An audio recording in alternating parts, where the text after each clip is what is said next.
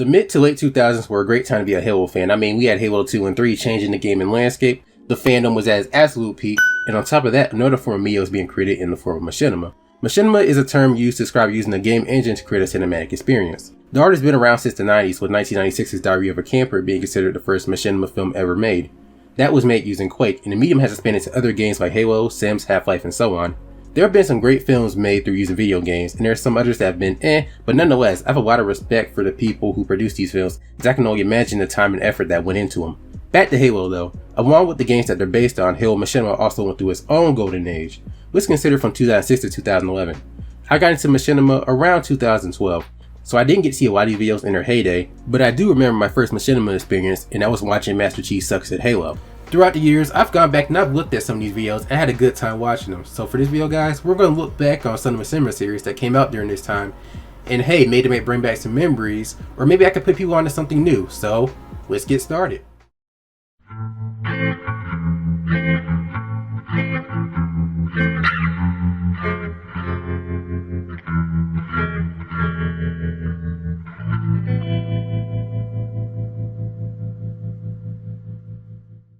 When it comes to Halo Machinima, Red vs. Blue is the first that comes to mind. The series has been around since 2003, but to me it was at its peak during the late 2000s. The show was hitting on all cylinders during the Recollection Saga, which was season 6 to 8, plus the Relocated and Recovery 1 miniseries.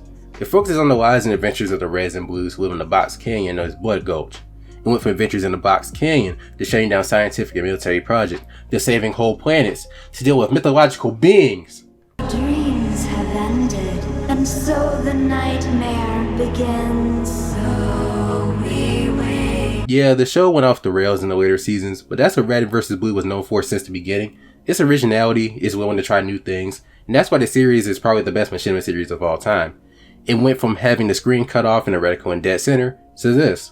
Red vs. Blue has left its mark on Halo as a whole. Griffball's name comes from the character Dexter Griff. Not only his name, but the Spartan who holds the bomb turns orange, the same color as Griff's armor. Also in Halo 3, ODST, and Reach, the world's tires are printed with the word Puma. This is a reference to the second episode of Red vs. Blue, in which Griff commented that the Red Team's Warthog resembles a Puma rather than a Warthog. Why Warthog? I mean, it doesn't really look like a pig. Say that again. I think it looks more like a Puma. What in Sam hell is a Puma? You mean like the shoe company? No, like a Puma. It's a big cat. Which I think is an idea 343 should mess with. Give us a vehicle that can sit 3, but is faster than the Warthog, has a sleeker design, and call it the Puma. That would be awesome. There are also plenty of PSAs and side series to watch, which I highly recommend by the way. The series just finished its 18th season, and it seems like it's not stopping anytime soon. I will admit the show isn't as good as the previous seasons, a consequence of running for so long, and changing directors every few seasons, but I'm interested to see where it's going to go next. The older episodes are classics and definitely worth checking out, and the newer ones are worth a peek too. You may like them.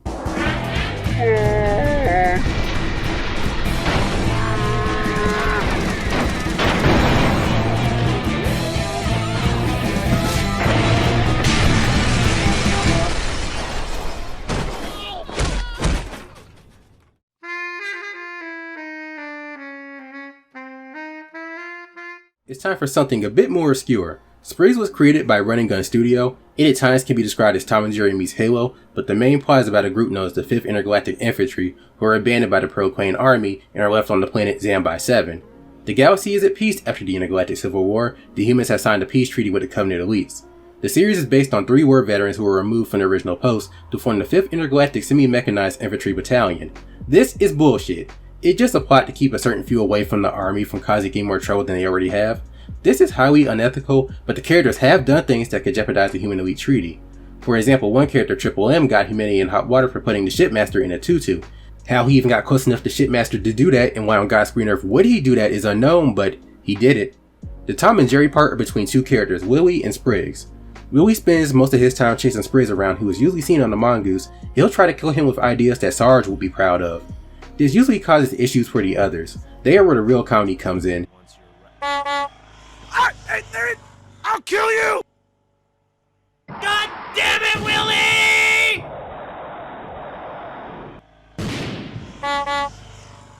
Look, I know we have a troop shortage, but we need more men. I need those! Oh! Spriggs mixes a serious plot with comedy, and it does it really well, and it's worth a look. That's it! The truce is off, you son of a bitch! I'm coming at you like a baby-making machine! Balls to the wall!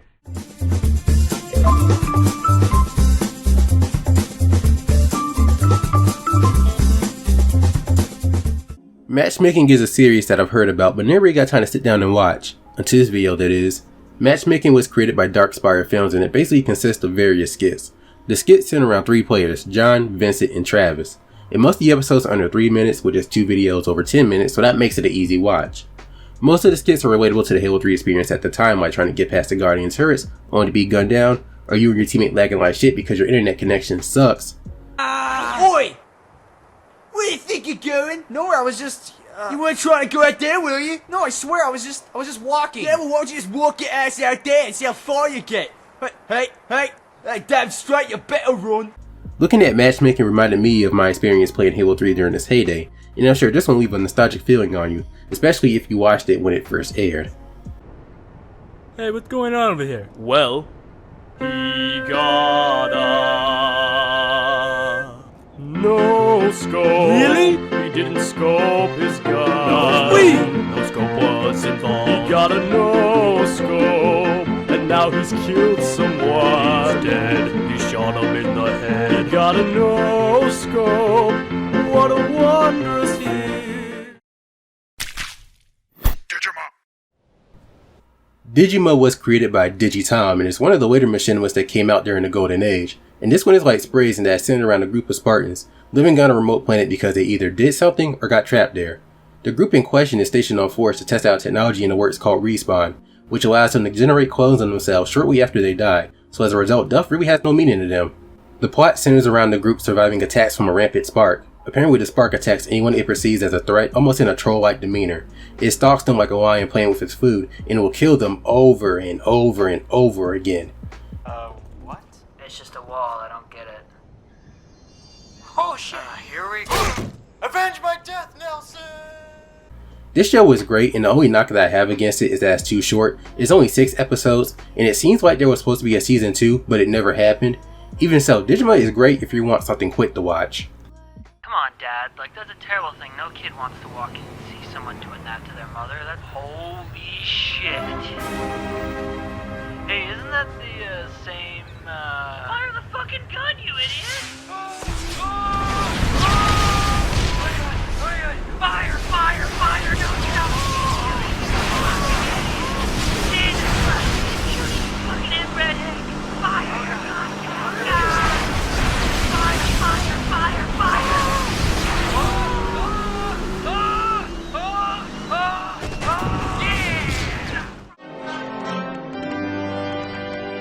Hello, I am Master Chief.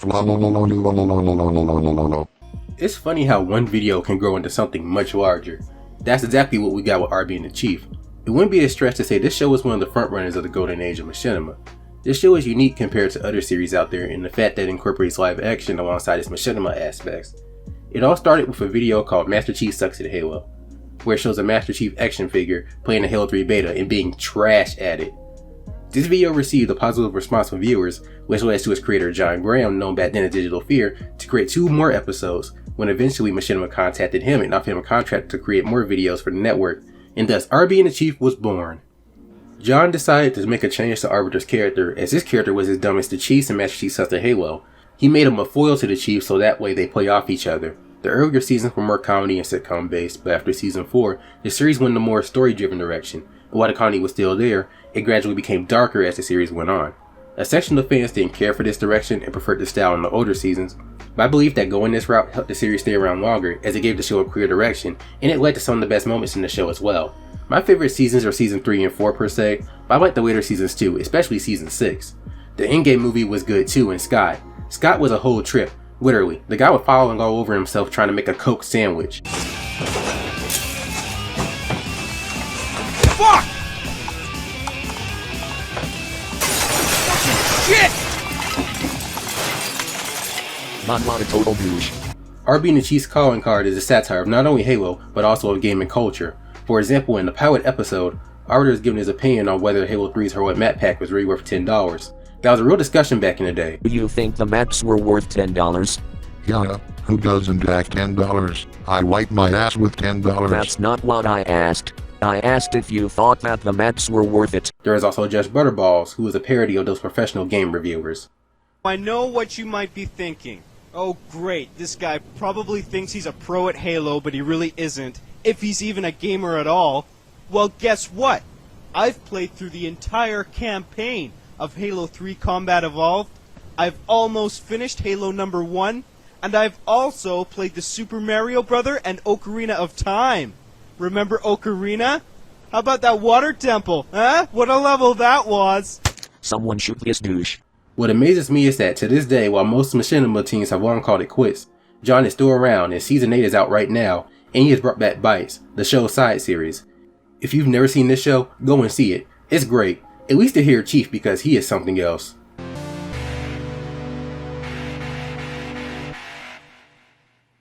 Hello, I am Master Chief.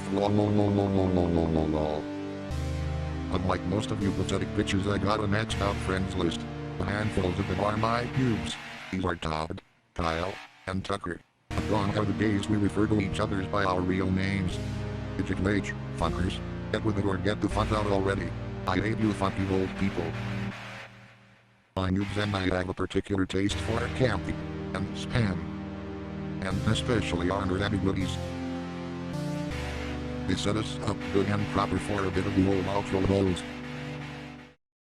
Well, that ends this video, guys. Halo turns 20 this year, and I just wanted to go back to a simpler time. A time where Halo's fandom was at its peak, and people were showing their love of the game through these series. I may not have watched some of these during their heyday, but I'm glad that I found them, and I hope I brought back some memories for you guys too. If you guys would want this, I can make another video highlighting some more Machinima series, if y'all are interested. Thank you for watching, guys. Feel free to leave a like, comment, and subscribe, and I'll see you on the next one. Peace.